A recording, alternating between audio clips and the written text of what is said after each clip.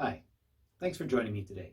My name is Brian Fentiman. I'm the Vice President and Chief Technical Officer for Blue Force UAV Consulting. Prior to starting Blue Force UAV Consulting with my partner David Dominy, I was with the Royal Canadian Mounted Police as a communications specialist. Also during my time with the Royal Canadian Mounted Police, I was a UAV specialist and developed training and technical solutions for that section. During that time, I was looking for a suitable law enforcement video live streaming solution, and I had troubles finding one. So I want to look today at what I've found and what I can recommend to others. So basically for law enforcement video live streaming, you need three things. You need a signal that is of high quality, high resolution. You also need a signal that has low latency, so you get real-time information coming back, not delayed by extended periods of time. And you also need encryption. And that is one of the big differences between standard public safety live streaming or broadcast live streaming and law enforcement live streaming. Quite often, you will require that extra layer of security. So in the form of encryption and in the form of higher security for the traffic passing through other companies' networks, things like that. So let's take a little closer look at each of those. So the first one being the resolution.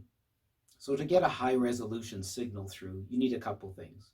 One is you need several transmission paths.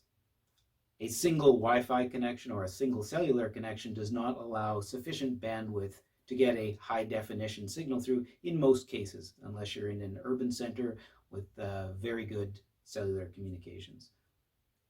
So in order to make sure that your signal does get through during varying times of congestion, or if a carrier has a problem and you need another carrier to get your signal through, the suggested solution is what's called a bonded solution. In a bonded solution, you have multiple cellular connections simultaneously being used. The video signal is encoded, it's sent out through separate cellular connections, and at the other end it's recombined back into your video signal. So typically we would have a cellular modem that looks something like this that would be used to attach to your encoding device. So with a bonded solution, you would have 3, 4, maybe 6 of these cellular connections all connected to one encoder. So bonding, very important to get high throughput. The other thing you want is you want compression. You want high compression so that you can get the maximum resolution through that cellular system at a minimum data throughput. So you may have heard of H.265 and H.264 video. H.264 is an older technology that has less compression than H.265. H.265 is known as HEVC, High Efficiency Video Codec. That allows twice the information to be passed with the same amount of signal or the data throughput. So by moving from H.264 to H.265, you can get a higher resolution signal through that same size of pipe for the data to flow through. This is very important when you're dealing in rural areas or you're dealing with satellite signals even that you have to push high quality video through. So the next issue is latency. It doesn't do you much good to have a 30-second delay when you have an important call to make from a command center to the field, judging on what they can see in a video. So we're looking for delays of less than 3 seconds, and in most cases, we should be able to get it down to less than 1 second with the proper equipment. And finally, we talk about security, which includes encryption. In this category, we want to make sure that we can send video at the highest security level from the encoder directly to your command center with no middleman, thus allowing a secure path from A to B.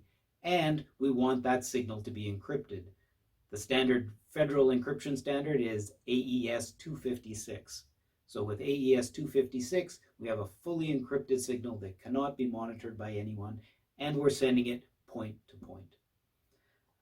So while looking for all of those qualities, this is what I came across. The Soliton Zao S. So the Soliton Zao S has all of these things. It bonds up to 4 cellular connections. It's compact. It has low latency. It uses H.265. It uses Raskau technology in order to make sure that your video gets through as clearly as possible without missing frames and jitter, things like that. And it's also AES 256 encrypted. It also comes with a software package that you can load on any computer at your command center, and it can then send directly, not through any kind of cloud system or other third-party company. You can go direct from this unit to your command center, point to point, fully encrypted. So the Zao S is also a very simple unit to use. It's got a simple one press power on, just a long press, and the unit starts up. There's an internal battery that lasts approximately an hour, and then there's also an external battery you can add to get about 2.5 hours of extra runtime. This unit can be mounted in a belt mount, or you can also mount it in this special carrier that comes with it. The unit bolts inside here with a simple screw, similar to a thread for a tripod. And then this unit can also be placed into a backpack holder like this that allows you to mount this unit on and the Zao S inside that. That way, when you couple these modems to it, they can tuck inside a cover like this and through the holes in the bottom. And so all the modems are kept contained in here. Your extra battery is in here. And then the unit can be closed up and worn over the shoulder in a compact package.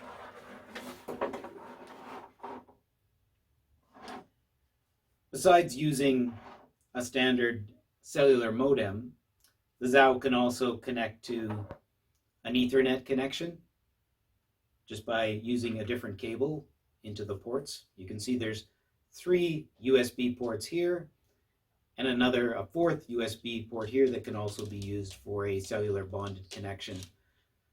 There are 2 video inputs. You can choose between SDI or HDMI. Very simple. Put your video in and start the unit, and it starts streaming automatically.